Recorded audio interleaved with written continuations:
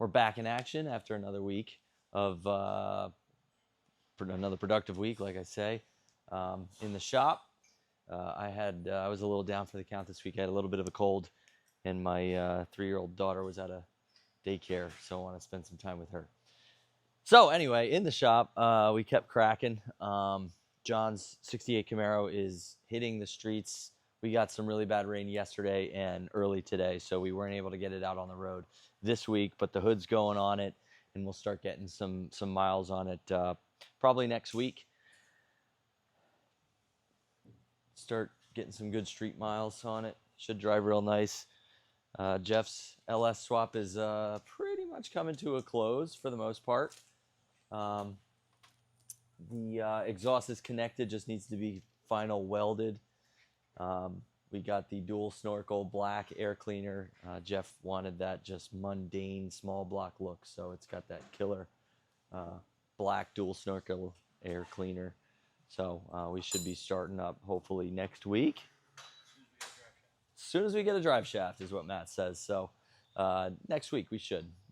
The axle exchange gets us pretty much 90% of our drive shafts here at the shop. So and they do quick work of it, and we've never had one fail. So that'll be fired up, and we'll hit the streets on that. A ton of transformation on Justin's 79 F250 has gotten done.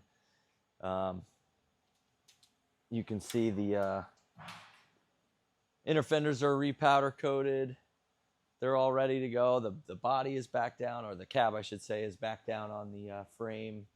It's all undercoated like we went over last week, and all the powder coated stuff is starting to go back together. Jack has started the wiring. Most of the wiring we do is all flying leads. We don't get any like plug and play wiring harness. We like to wire things the way we like to wire things here. Make sure everything is looks OEM and proper. Again, this is like an OEM plus type of build, not too crazy, but super clean.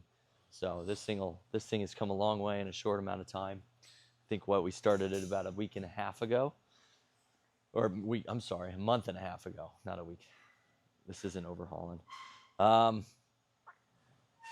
here we have our good friend Mike, aka Glasscar, his 70 Chevelle in. I built an exhaust for it, probably 6 years ago. He's been driving the heck out of the car.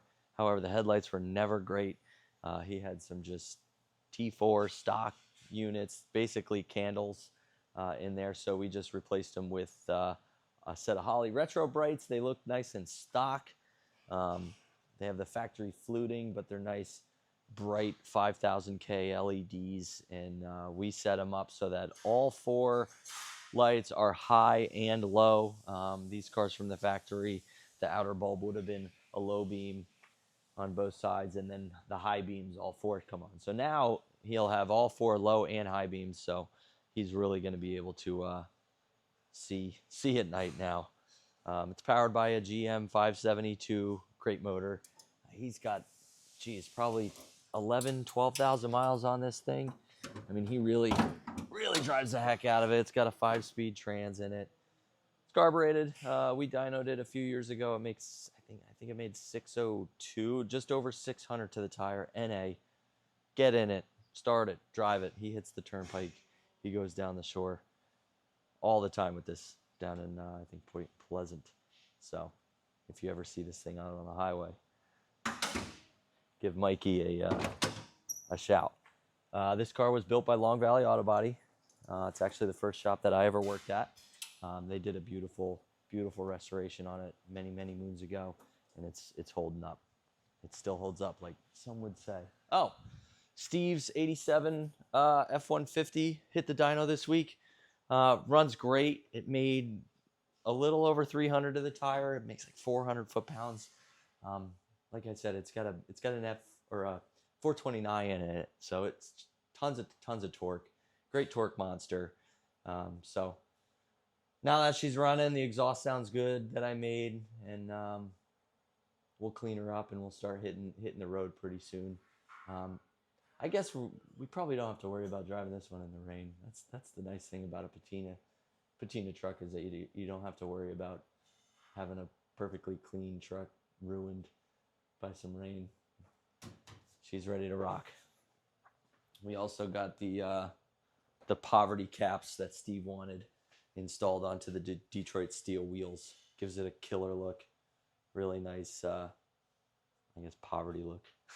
I'm a big fan of steel wheels with dog dish hubcaps. We'll swing through the bodywork room back here that you guys have all seen. Holly's 85 K10 is getting ready for paint. The exterior of the panels are prepped, and we went in and we had to do a bunch of prep work on the underside, inside of the doors. We'll do some spot priming work before we get some paint down on them. Tailgate's ready for paint. Brand new tailgate, nice and easy to prep. Fenders are both fenders done? Yeah, both fenders are done. They're all ready to rock. Brian's working on getting the bed blocked out, and then he'll get the cab done and all the other little parts, the hood, the cowl panel, the lower grill filler, the gas door. We'll get all that stuff ready for paint. Holly is coming out to see the truck next Friday, so we're hoping to get some paint down on some of these parts so that she can see this. She hasn't seen this truck since well before we even pulled it apart. So we're looking forward to getting some paint on this thing so she can see the light at the end of the tunnel.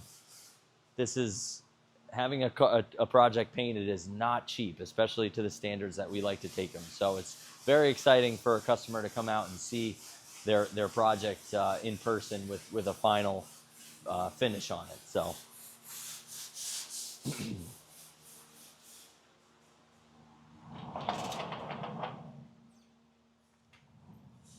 and then back here we have Chris's 68 GTO. We've been working on this car forever. It's on a Roadster Shop spec chassis. It's got an LT, it has an LT1, a built LT1 with a built bottom end with an LT4 blower on it. I think it makes about 675 to the tire. I mean, it is snappy. Coolest part of the car is just how mundane it looks. I don't know if we'll ever paint this. Chris doesn't even know if we'll ever paint it, but he doesn't ever have to worry about it. I mean, he's gotten sideswiped by 18-wheelers. He doesn't care. As long as it rips and it handles good. It's got new wheels, 18s and 19s in the back. It's dirty and needs a bath, but it's bare brakes. I mean, built 4L80. This thing is stout. So we're starting to put some miles on it now. We had a steering shaft issue. We just couldn't get the notchiness out of it. Some of these, especially in LT, it's very difficult to make a steering shaft for these cars because you kind of got to wind it around the headers, the motor mounts, and we were fighting a kind of a notchy issue. So we wound up getting a shorty steering column, which relaxed all the angles of the U-joints. So now the steering shaft is nice and smooth. It doesn't have that notchiness, twitchiness. So it's ready to hit the road. Joe's 1990 LX 5-liter, 5-speed convertible. We've been working on this car for a couple years now. He's been doing it in stages. He bought this car bone stock, down to the stock exhaust. Before we did anything to the car, we fully stiffened it with a Stifler's full stiffening kit on the underside, subframe connectors with the rocker stiffening kit as well, because everybody knows these Fox bodies are, the convertibles at least, are kind of a wet noodle going down the road. So we stiffened it and we did coilovers, we did a 5-lug conversion, 13-inch Cobra brakes in the front and rear, and we put on these LMR 17-inch 10-hole wheels. Joe wanted the old school kind of mundane, I keep saying mundane a lot, but it's true. It's got the SSP style 17-inch wheels. So we previously did the exhaust, which we did a Cat at X pipe with a Bassani catback. And this time around, he ditched the old 273 stock rear, and we rebuilt the housing and put 410s in it with an Eaton, I think an Eaton limited slip. Not a locker, it's just a limited slip. But so now the car is going to be a lot more fun, a lot more you know, peppy on its feet with those 410 gears. It's amazing what gears does to these. The doors you saw last week that were getting ready to be bodyworked are now bodyworked and painted. Dakota did a killer job getting them all prepped and ready. I actually bodyworked these myself. I haven't done bodywork in quite a few years, but got them bodyworked, primed. Now they're painted, and they'll sit for the weekend, and then we'll get them cut and buffed. Just get a little bit of that texture out, and get them on the car, get it assembled, and get the car cleaned up and ready for the Triple Crown, which is in 2 weeks. So we leave Tuesday, September 2nd. So shouldn't be a problem. Car's going to look really nice. Like I said previously, the fiberglass doors just weren't up for the task anymore, the fit and finish. So these are going to look really nice. Dakota's getting some of the parts for Bill's 67 Camaro, wet sanded and polished. We do some of our higher end builds, we flat clear. We put body color and flat clear on like the jams inside. So Dakota is going ahead and wet sanding and buffing the exterior, so that we can go in and mask it off and do the final flat clear on the jams on the cowl panel and the upper valance. So we're getting that done. Steve's 67 Chevelle Camaro. Chevelle has its final coatings down. Dakota got the DEI attack sound deadening down. We sprayed, we did a door skin on one door. We did a bunch of repairs on the other. So we went in ahead and sprayed the inside of the doors with the sound deadening material. So when you shut this thing, it's going to be like a brand new car. Super, super nice. And the whole inside has been coated in the DEI attack sound deadening material. Gives it a really nice look, finishes off everything, and again, gets rid of that tinniness. So I'd say 95%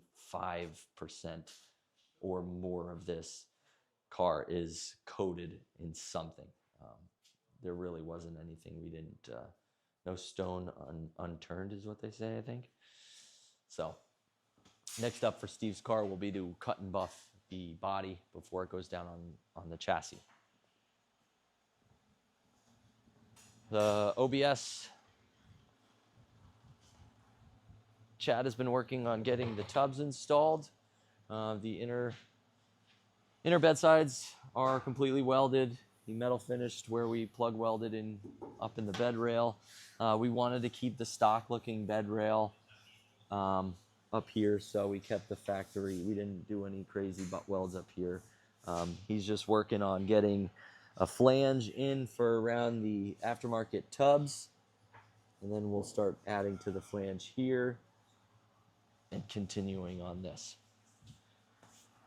And CJ's 70 Nova is, the tubs are in, they're welded. We finished test fitting all the sheet metal, the quarters and the roof skin last week, and Joe went ahead and got the wheel tubs all welded in, and right now he's getting ready to prep everything, all the behind scenes stuff, get it ready for epoxy primer. We like to get ahead of the ball, and as soon as something's done in metalwork, we coat it in epoxy primer to reduce any rust. So that about, I'm sure I forgot something. Like I said, we had another really good productive week.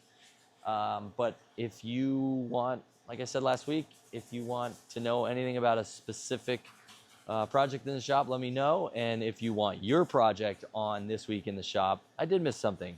It's over there. I'll show you that after. I'll explain it. Anyway, if you want your project on this week in the shop, just shoot me an email at info@Blue Sky Performance and Restoration. And don't call us because I'm too busy to answer the phone sometimes, which is terrible to say, but it's true. Email's the best way to get a hold of us. But finally, this week in the shop, the last thing, it's not a car, but it's got an interesting story.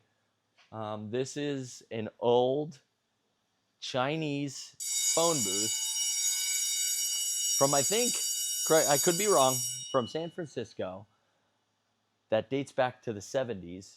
that was in Chinatown in San Francisco, and when you used it, it would dial over to China for the, I think, the Chinese stock market or something like that. I could be completely wrong, but you can see it actually says public phone booth, and we've been hired to restore it. These things have been a staple in the West Caldwell ShopRite for years and years and years.